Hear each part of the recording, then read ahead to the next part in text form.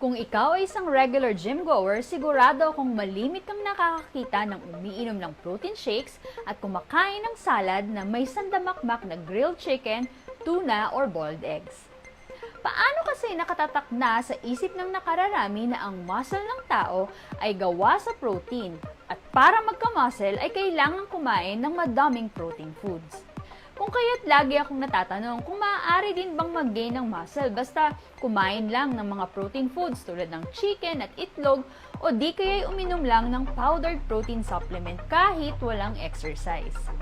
Hello everyone! This is Coach Jeanette Aro. I'm a registered nutritionist dietitian and I'm also a high-performance nutrition coach to some of the top athletes in the Philippines.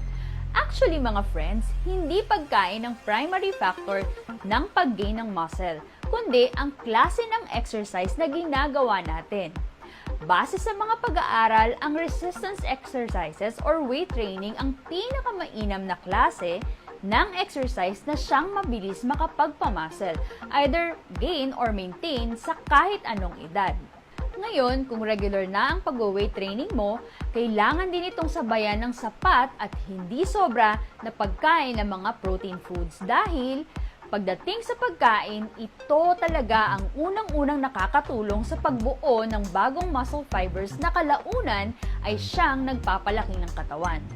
Ngunit laging tandaan, secondary lamang ang pagkain sa pag-stimulate ng muscle gain. I'm sure na kanina nyo pa gustong itanong ito. Ayokong tumaba pero gusto kong magpalaki ng katawan. Pwede bang low carb, high protein diet? Tulad ng aking nasabi, ang primary nutrition stimulator ng muscle protein synthesis basta't merong weight training ay protein foods. Tandaan natin na kahit naka-low carb diet ang isang tao ay pwede pa rin namang mag-gain ng muscle. Pero, hindi ma-maximize ang training effects ng kahit anong exercise program kung wala o masyadong mababa ang carbohydrate intake ng isang tao, lalo na kung masyadong intense ang workout regimen. Alam nyo ba mga friends na never kong pinag-no carb diet sa training ang ating Olympic silver, Asian Games gold at SEA Games gold medalist weightlifter na si Hidilyn Diaz? Tamang narinig nyo, hindi ako pinapa-no carb diet ni Coach Jeanette Training. So teka muna, bakit nga ba natin kailangan ng carbs sa weight training? Number 1, sa mga klase ng exercises na ginagawa sa isang weight training program kung saan ang goal ay muscle gain, mas malakas ang napoproduce na energy ng muscle kung may sapat na carbohydrate intake. Mas madali kasi itong sunugin at magamit ng mga muscles. Kung kaya't mas may quality ang workout, mas nagagawa ng maayos ang mga exercises, hindi kinakapos at mas kayang mag-progress sa bigat ng binubuhat or dami ng repetition sa pagbubuhat. Number 2, kailangan din ang sapat na carbs para mapalitan ng energy na ginagamit sa nakaraan or naunang session. Mas naihahanda ng husto ang mga muscles para sa susunod na exercise session.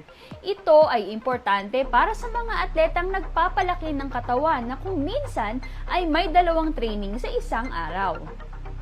Number 3, pagdating naman sa recovery from intense workout, nakakatulong ang carbs sa pamamagitan ng pagpapababa ng levels ng stress hormones para maiwasan ang pagkakasakit tulad ng sipon, ubo at iba pa.